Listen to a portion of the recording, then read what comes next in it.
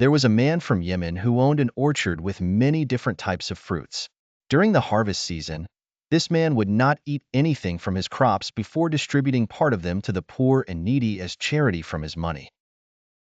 He enjoyed the blessing of his charity and the good he provided to people. When death approached this generous man, he recommended to his sons that they continue to give charity to the poor and needy, as the blessing and continuity of money comes from these actions.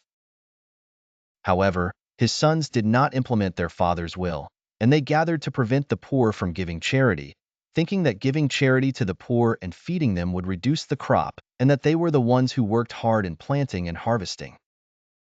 While those poor people did not work with them at all, so they did not deserve anything from the crop. On the night of the harvest, after they had planned to harvest the garden before the poor came to them, so that they would not give them anything, they woke up and rushed to the garden to harvest it. They were surprised that their garden was as if a fire had burned it and left nothing of it.